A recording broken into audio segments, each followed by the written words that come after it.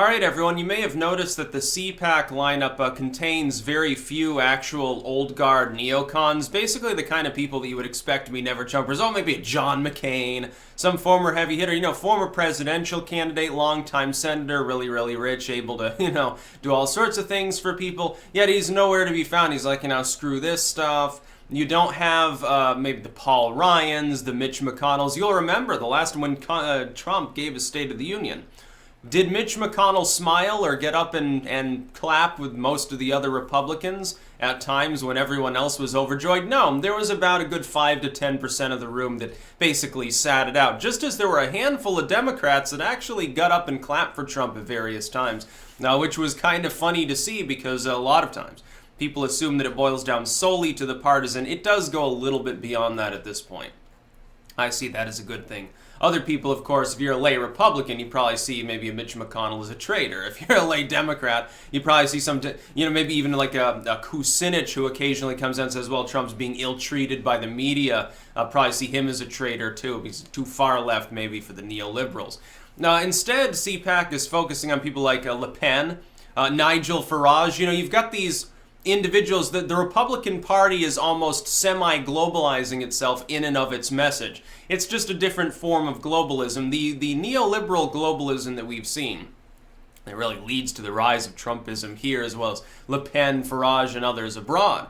That style of globalism is abusive, wants to dissolve all sovereignty. If you do that, you screw over the third world plus the West. A lot of people who are neoliberal, they don't focus on the other aspect of it. They just look at the West and they say, well, these poor people overseas should be able to come here. They don't even think about the ramifications for the donor nation, the brain drain, the loss of maybe more skilled individuals especially, as well as the movement of people who are extremely religiously zealous. But the neoliberals think that you're racist if you talk about that. That form of involuntary globalism is dying. What you see instead is the rise of a new order, I think, represented by the Le Pens, Farages, the Trumps of the world, as well as others. It's not just them. Duterte could be part of this, loosely speaking, because occasionally he insults even his friends. What you have is a new kind of global order, in which things are more voluntary and there is sovereignty, a slowing down of the movement of people that has been so helter-skelter for so long, it's causing problems all over the world. So you have a very cosmopolitan looking lineup at CPAC, actually, something that would have been cast as only white, older, male, Christian, zealous Americans maybe 10 years ago. Something that's not exactly the place you'd go to get a date, so to speak. It has become something different under Donald Trump. Now, right now, I'm pissed at Donald Trump on the gun issue, and that's a big strike, too, for me. Hopefully he tempers that, by the way. But he hasn't yet arrived at strike 3, and at least in the context of CPAC, he has improved the party, but then he began to improve it when he was accepting the nomination. For the first time, the room full of Republicans clapping for a gay person is a symbol that they're willing to at least somewhat move past some of the wedge issues they lost on for several election cycles. They've modernized the party. The Democrats, meanwhile, they're still living in 90s land. They still think that Kurt Cobain is the #1 hit on the radio, and they're having problems because that's the skateboarding tattoo kid is no longer the symbol of cool that they think it is. I just got a Game Boy, dude. I'm playing some Super Mario Brothers. Wow, it's so rad. It's so tubular. That's where the Democrats are stuck. Meanwhile, Trump, who's actually from that era, is like, we're leaving that behind. We're going to rebrand things a bit. CPAC has begun. You've got Sheriff Joe Clark, I believe, is going there, among others. It's not just Trump and Pence talking to a captive audience of a few fans. It's with Nigel and Le Pen aboard. It's definitely totally different style of CPAC than maybe what people are used to. And more people are interested in it, which is the other point. You've still got that Trump effect, where he knows how to line things up. He knows how to use his influence to make something more of a showstopper. He's also he invites people who are likely to say something that's, might unnerve people on the left. And he knows that the media then will breathe down their throats, but they'll at least be talking about it. So then you have the Democratic conference will be Nancy Pelosi whining for half an hour. Oh, Trump is a bigot and a racist. Schumer will come out and do the same. They'll be saying the same thing that they've been saying anyway. And it'll bore people because it's like, okay, well, you're preaching to the choir if it's a room full of Democrats. And you've already exhausted all the ammo you've got on these issues for anyone who's not a partisan Democrat. What do you expect actually at that point to accomplish? So CPAC has improved.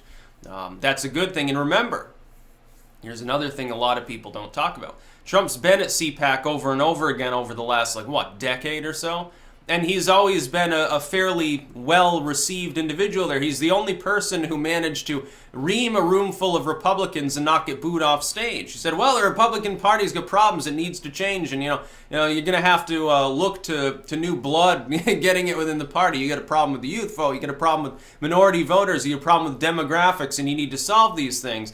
The Republicans, while they weren't overly receptive to that message, you still got the Romneys and McCains of the party that would rather focus on so-called conservatism, which is 0.5% drop in your taxes. Ooh, goodness. Trump's actually a fiscal conservative on taxes. Doing a good job, by the way, by proxy on jobs and things related to that as a result. Certainly consumer confidence and business confidence is a lot higher than it was for the prior 8 years before Trump came to office. That's a great thing. Fiscal conservatism is actually a good selling point. The one thing, oddly enough, he's went in the other direction is really guns on drugs. He's doing the tough on crime Reaganite thing. I don't think that's a good idea, but works with the lay Republican crowd, I guess, in most states. Alaska aside, I suppose. But he's shaking up the party message to a significant degree, and for a while it was a stagnant message. That's really what it boiled down to. There wasn't a big difference between any of the Republican platforms from Herbert Walker on through Mitt Romney. Through that entire period of time, very, very little change. 20 years. 20 years. Very little change, despite the fact that the Republicans in that period, look what they did. They have a one-term president. He's a failure. Clinton takes over 2 terms. By all accounts, does reasonably well. He's generally well received. His ranking falls now because of the Me Too stuff, but he's considered a good Democratic president. Bush comes along. At first, it looks like he's going to basically continue Clintonian policies plus give people a tax break. So people are like, oh, that's okay. He fucks the economy. He screws things up with FEMA, Iraq War, Afghanistan. The list goes on and on. Total failure. To the point where the Democrats get, to have the first black president who otherwise, because he had very little political experience, never would have been considered viable. McCain would have crushed him if it hadn't been for how bad W was. Obama looked palatable all of a sudden. The Democrats got a mandate, a carte blanche to take the country in a totally different and shitty direction. Then Obama, by all accounts, at least to partisan Democrats, does a good job. Everyone else might say, not so much. Partisan Democrats think he's one of the top 10 presidents of all time, which is wrong, and it's hilarious, but it's what he gets. But that's partially because the Republicans have been such idiots that they haven't been able to stop that sort of policy. Finally, we arrive at Trump. Different message. He's trying something new. CPAC looks totally different. The Republican Party's platform in the last election, I have every reason to believe in the midterms it'll be different. The one big thing that I have a problem with right now is the gun platform. I don't think the Republican Party needs to abandon rank and look like Democrat light on that issue. I think that would be a bad thing for certain competitive parts of the country. You need to, Virginia, certainly Florida, not going to make any allies there in areas that are competitive. You're preaching to the choir of the blue parts of those states that are on board with that, but they're going to be voting for the Democrats. They're not going to vote for the Republicans. At the very least, a very small number come over to you because of jobs. You're jettisoning potentially swing voters who are like, well, I'm not going to give up my guns. No, I saw earlier I'm being liberal. They were like, if a kid hits another kid with a stick, what do? Give all the kids sticks? Give sticks to the adept kids, or take away the stick? And it's like you're actually saying what the far right says, which is, yeah, if a person is abusive with their firearm, go ahead and take their firearm. They're like a violent felon or something. But preemptively taking their stick because they're mildly depressed, or saying they can only have a stick of a certain length, that's just dumb.